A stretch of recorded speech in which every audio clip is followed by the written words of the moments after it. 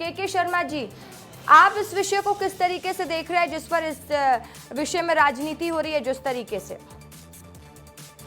देखिए, निश्चित रूप से सभी इस बात को कहते हैं कि राजनीति का विषय ही नहीं है।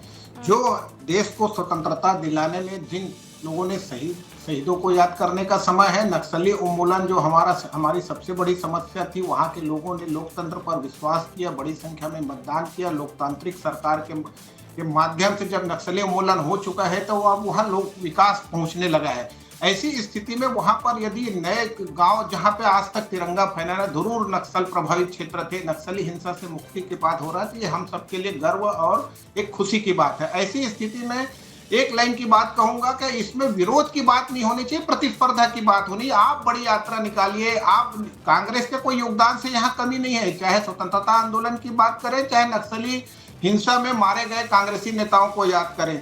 ऐसे समय में हमको तिरंगा का सम्मान करते हुए ध्वजारोहण जो किया जाना है 15 अगस्त को, बार बार फहराने की बात आती, 15 अगस्त 26 जनवरी में थोड़ा सा अंतर है, तो ये ध्वजारोहण यदि हर गांव में हो रहा है तो हम सबके लिए खुशी की बात है, चाहे पूरे राष्ट्रीय स्तर पर हो रहा है। इसमें एक प्रतिस्पर्धा होनी चाहिए विरोध की जगह में। कांग्रेस की बड़ी यात्रा निकाले, ब्लॉक स्तर पर, बूथ स्तर पर उनके कार्यकर्ता हैं, या आम लोगों को जोड़ने की बात है। हर घर तिरंगा नवीन जिंदल जी के प्रयासों से कानूनी जब निर्देश जारी हुआ तो हर घर तिरंगा की बात 2022 से यदि प्रधानमंत्री नरेंद्र मोदी के आह्वान पर यदि हो रहा है तो मुझे इसमें सभी को राष्ट्रीय स्तर पर जोड़ने की बात है। आपने एक राम नाम की बात कही, तो चाहे हिंदुत्व हो चाहे राष्ट्रीयता के नाम पर भाजपा जो राजनीति करती है, इसमें एक प्रतिस्पर्धा की बात, इसमें विरोध के चलते हुए क्या कांग्रेस को नुकसान हो रहा है, आरएसएस ने क्यों नहीं पहराया, पहले क्या स्थिति, नवीन जिंदल को क्यों रोका गया था यहाँ रायगढ़ में ध्वजारोहण करने से, ये तमाम प्रकार की बातों की जगह में आज जब हम देशभक्ति की भावना में आते हैं तो लोगों में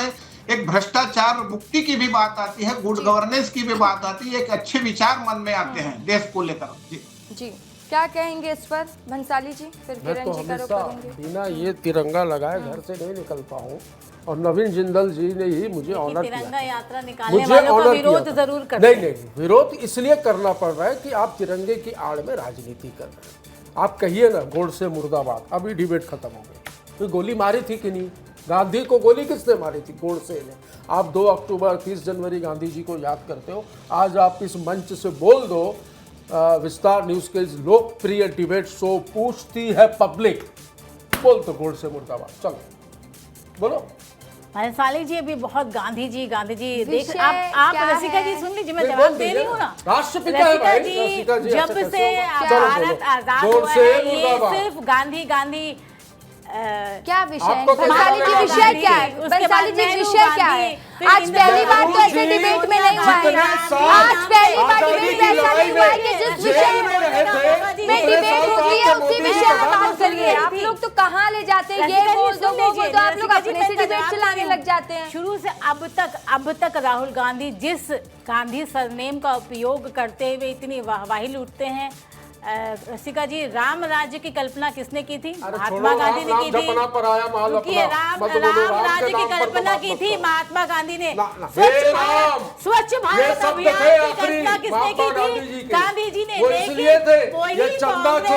गांधी जी के मूल मंत्र को छोड़ चुकी है रसिका जी। स्वच्छ भारत की बात अगर भारतीय जनता पार्टी आप बोल दीजिए गोडसे मुर्दाबाद। राम राज्य की कल्पना को किसी ने साकार किया है तो मोदी जी ने किया है। ये सिर्फ गांधी सरनेम उपयोग करना चाहते थे, उनका दिया गया जो मूल मंत्र था स्वच्छता अभियान, 14 अगस्त 1947 को आरएसएस के मुखपत्र द ऑर्गेनाइजर में ये क्लियर लिखा गया है कि ये 3 रंग जो है तिरंगे के, जो 3 रंग है ये सूप है, और ये गलत मनोवैज्ञानिक प्रभाव डालेंगे। अभी तिरंगे की बात कर रहे हैं, धुएं से आजादी की बात करते हैं। 15 अगस्त में नितिन भंसाली जी, आपको याद होगा, अगर आपने टीवी देखा होगा तो कल्पना, रसिका जी, किसी ने कल्पना नहीं की थी कि लाल किले के प्राचीर से 15 अगस्त को कोई प्रधानमंत्री स्वच्छ भारत, ओडीएफ मुक्त भारत की बात करेगा, घर घर शौचालय निर्माण की बात करेगा, गांधी जी की बात करते हैं, उनके बताया छोटा सा जवाब दे दो। प्रिंसिपल पे नहीं जा सकते। साल हो गए प्रधानमंत्री को, हिंदुओं 12 साल। हिंदुओं को इनके नेता हिंसक 15 साल से ज्यादा नेहरू जी जेल में रहे थे आजादी की लड़ाई में। और क्या बोल रही थी, मैं खुद निकल आया। कितने आपके आरएसएस के या बीजेपी के नेता हैं जिन्होंने आजादी की लड़ाई में योगदान किया। मलेरिया डेंगू का वायरस 10 बार सावरकर ने माफी मांगी, जो आज भी वो पत्र उपलब्ध है। जिस भारत की जमीन में आप लोग ने जन्म लिया है, आपके नेता हिंदू को चलिए हिंसक ठीक है, बताते देखिए हैं, आप लोग मलेरिया पूरा डेंगू विशेष का भी वायरस पता नहीं बताते हैं। मलेरिया मर रहा चले जाते बस्तर, ये देखो खुद ही फंस गई मलेरिया में। अरे बस्तर में बस्तर की 5 बात मौतें करें, हुई हैं। स्वतंत्रता की बात मेडिकेटेड करें। मच्छरदानी नहीं बांटी आप लोगों ये ने। बताइए आपने अपने नेताओं तिरंगा से को क्या न्याय दिक्कत है, दिलाया? इस विषय में बात करिए। झीरम घाटी में भारत शहीद माता की रसिका जय, जी, तिरंगे पे बात धर्म करो। जी- हाँ, तिरंगे पर बात करिए बिल्कुल, आप लोग। ये अपने तिरंगे पर बात करिए। मुद्दे से भटक रहे हैं नितिन आप जी, तो मैं भटका तो रही है कुछ मेरे को, जवाब आप दे- मुझे आपने बोलेंगे, कहा, मैं बोलूंगा।